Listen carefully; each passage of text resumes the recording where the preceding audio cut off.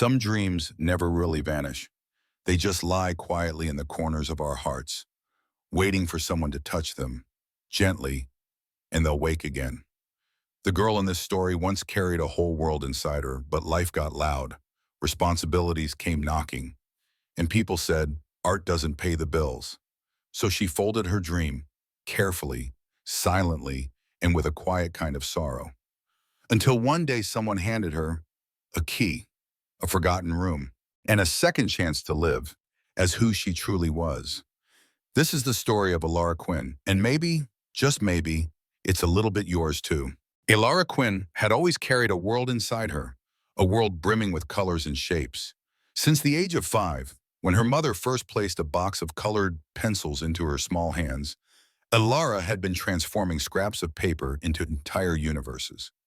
In the modest wooden house where she grew up, the walls of her room became a canvas, filled with imaginary landscapes, the faces of strangers she observed at the bus stop, and animals she had only seen in books.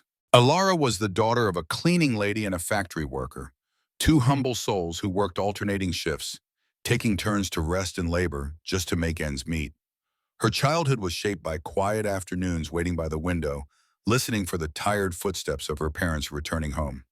There were no complaints, only the silent weight of weary shoulders bearing the burden of survival. Money was always tight. Sometimes the entire month passed with nothing but instant noodles on the table. The old refrigerator in their kitchen often sat nearly empty, but to Elara it told a deeper story, one of quiet sacrifices, of her mother letting go of even the smallest personal wish just to buy a bag of rice, of her father folding yet another unpaid bill and placing it silently in a drawer. Art doesn't fill the stomach, Maddie, her father would often say in his gravelly voice. The voice of a man who knew too well the weight of the world. You need to study something that gives you security.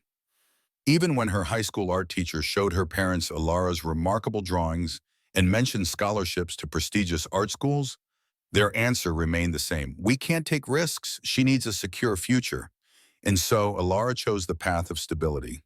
After each class, she worked part-time at a small diner to pay for her business administration degree, a field far from her artistic soul, but safe enough to put her parents at ease.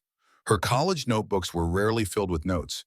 Instead, the margins were covered in quiet sketches, like thoughts that refused to fade.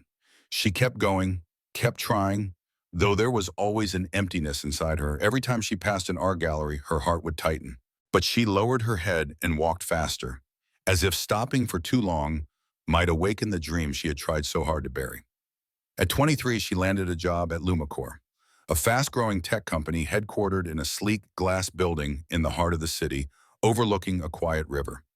Everything there was polished and orderly, and strangely cold.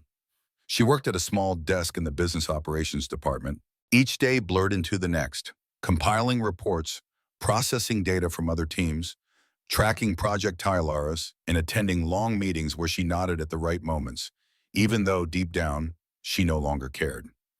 In the beginning, she still carried her sketchbook. During lunch breaks, she would retreat to the rooftop, a quiet corner shaded from the sun, where vines curled around the iron railings and dry leaves rustled gently in the breeze. There, she sat alone, sketching fleeting moments, a bird landing briefly on the ledge before disappearing over a rooftop, a thin cloud unraveling across a pale sky, or the silhouette of someone slipping past the frosted glass doors. It was on that rooftop where she met Samuel Hart. He was the building's janitor, a quiet presence who had worked there for over 20 years, a man in his early 60s, with sun-weathered skin and deep crow's feet that grew more defined whenever he smiled.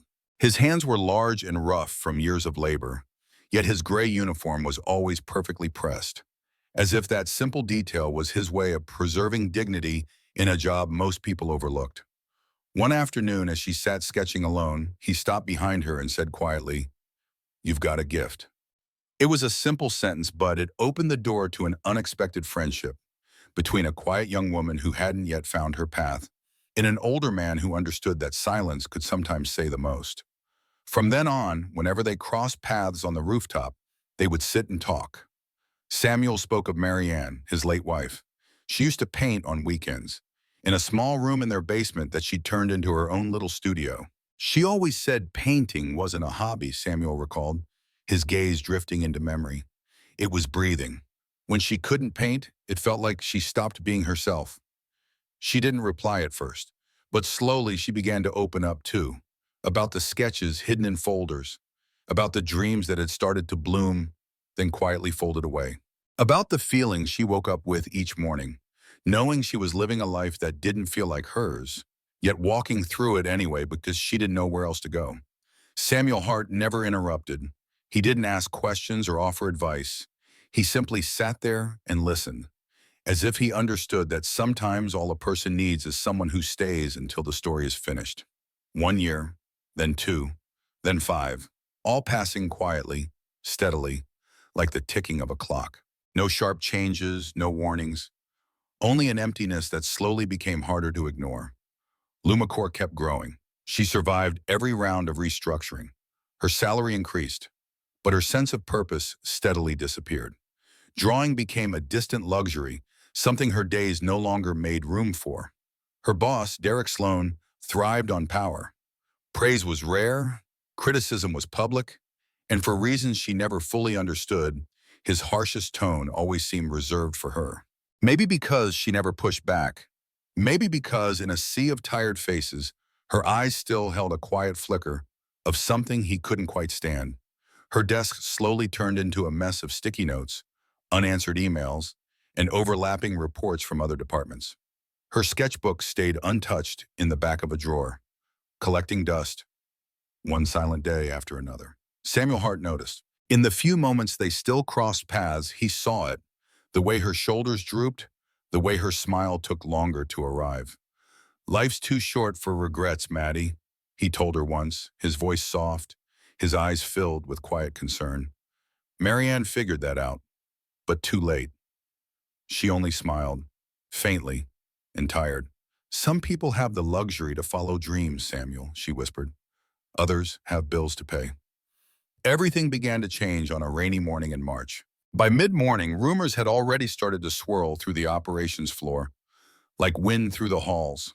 Whispers of layoffs, sudden meetings, decisions from the top. At exactly 10 a.m., Derek called for a department-wide meeting.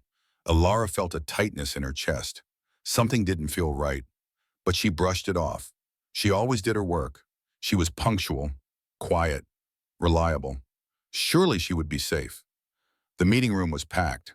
The glass walls turned it into a stage, one where everyone outside could watch the tension unfold within. Derek entered calm and smug as ever, flanked by 2 people from Human Resources. He stood at the front of the room like he was about to deliver a presentation, not a sentence. "As you all know," he began, his tone cool and practiced, "we are making strategic adjustments. To optimize operations, unfortunately, some positions will be eliminated." Elara scanned the room, her fingers gripping the edge of her chair. Then Derek looked straight at her. "Ms. Quinn, after review, we've determined that your performance no longer aligns with the company's direction. Your contract will be terminated, effective today." The room fell silent.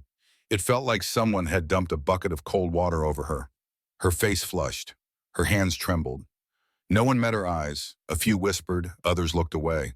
The same people she'd shared coffee breaks with, laughed with, exchanged quiet complaints in long meetings. None of them said a word. "You can collect your belongings," Derek added flatly. "HR has prepared your documents."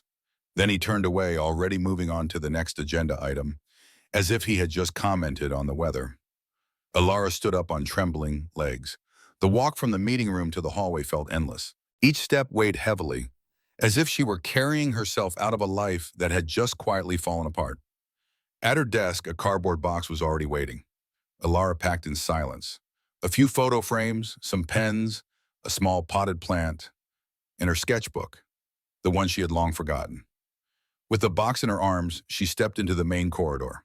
A few people looked her way, eyes filled with a mix of pity and relief. Relief that it wasn't them. And then she saw him. Samuel Hart stood at the far end of the hallway, pushing his cleaning cart. Their eyes met. She tried to smile, but her lips trembled. He walked toward her, calm, steady. Without saying a word, he reached out his hand. Resting in his wrinkled palm was a small, slightly tarnished key.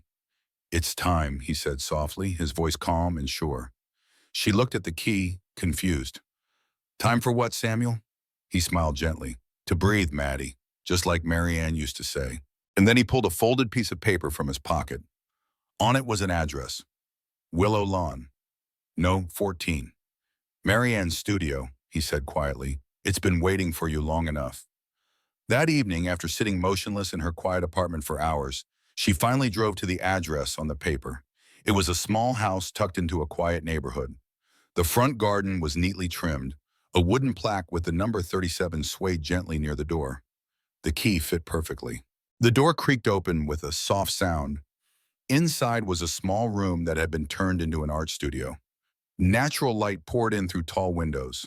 Along the walls stood easels draped in white sheets.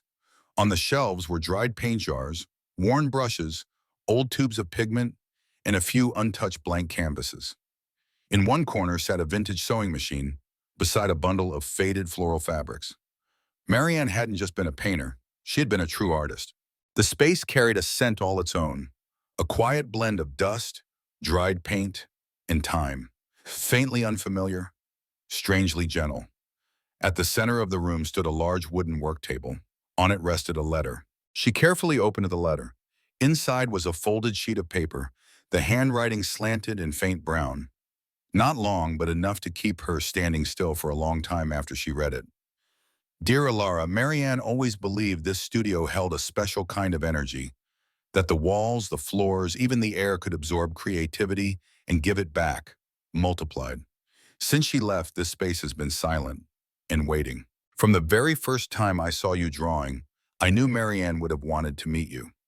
There's a light in your eyes, the kind that only appears when someone is making something that matters. This place is yours now. Not out of kindness, but because you deserve it. For your talent, your spirit, the person you've always been. Even when the world tried to convince you otherwise, life's too short to live someone else's dream. Samuel Elara moved slowly through the room, letting her fingers brush across the table, the window frame, the dust-covered easels, as if she were tracing someone else's memories, and buried somewhere within them, a forgotten part of herself. Without knowing why, she gently pulled the white sheet off one of the easels. In the drawer beneath, she found a pad of blank paper and an old box of charcoal, faded and worn, but still whole. And then, as if something deep inside her had quietly opened its eyes after years of sleep, a quiet urgency rose within her, steady and impossible to ignore. She sat down and began to draw. In the days that followed, she hardly left the studio. She cleaned every corner, wiped away layers of dust, tested each old tube of paint to see if it still worked. She replaced the bulbs, threw open the windows, let the light and wind pour in. Each time her pencil touched the page, she felt herself returning, not to a place, but to who she had been all along. At first, she drew only for herself, as if each piece were a quiet conversation with her own heart, a way to reach back towards something she had once lost without even realizing it. But even as the lines flowed and the colors returned, fear stayed close, a quiet shadow behind her shoulder. The fear of failure.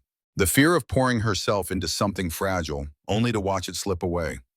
It was the same fear she'd carried since childhood, growing up in a home where dreams were luxuries and security was the only thing worth chasing.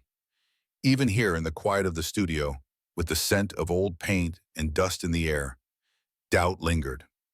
Every brushstroke felt like a question, every canvas, a risk, and yet, she didn't stop. Samuel stayed close, never pushing, only encouraging. He brought friends to see her work, spoke about her with quiet conviction. One day, his niece commissioned a small portrait to celebrate the birth of her son. The payment was modest, but to Elara, it felt like the world had tilted just a little. Someone had seen her, and that changed everything. Orders began to trickle in, then more. She built a small website, started taking on children's book illustrations, murals in cafes, bits of freelance work. The studio, once silent, began to hum again, not with noise, but with life. She insisted on paying Samuel rent, even though he protested. To her, it wasn't just space, it was a second chance. Within 6 months, she had a loyal circle of clients. She hired a part-time assistant. She painted through the seasons. She restored the walls, updated the lighting, stocked the shelves, but she left Marianne's touches untouched. On a high shelf, she placed a photograph she'd found buried in a drawer. A woman with paint-stained fingers and joy in her eyes, standing proudly beside her canvas. 2 years after being laid off, Elara was living solely from her art, and for the first time in her life, she felt whole. Amid the steady rhythm of commissions and deadlines, Elara quietly began working on something else.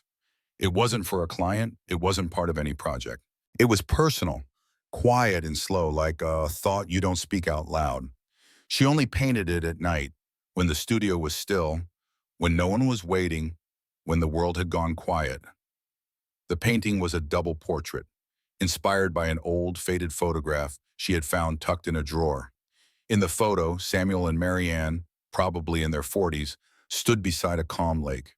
They were smiling, eyes lit with a warmth that time seemed unable to touch. She spent hours just studying them, the soft curve of their smiles, the gentleness in their faces, the way they looked at each other, as if they were holding something precious in silence. And then she began to paint. Not as they were in the photo, but as she imagined them. In her painting, Samuel and Marianne were older. Their hair had turned white, the lines on their faces deeper. But the light in their eyes remained, as if time had passed kindly, as if they had grown old together, the way they were meant to if fate had allowed. One quiet afternoon, Elara called Samuel to the studio. She said she wanted to show him some new work. He came as he always did, quietly, humbly, but with a quiet pride in his eyes that he never tried to hide. She led him to a small room in the back, a space she rarely brought anyone into. At the center stood a large canvas covered by a white cloth. "I have something for you," she said softly. Then she pulled the cloth away. Samuel stood still. His eyes landed on the painting and stayed there. It was him and Marianne, older now, sitting side by side, their expressions gentle, their smiles full of warmth. A world where she had never left, a life they might have shared if fate had allowed. He didn't say a word, just looked. His eyes shimmered with tears. "I found an old photograph of you two," Elara said quietly. "The rest was imagination and gratitude." She reached for his hand. "You gave me more than a studio, Samuel. You gave me courage."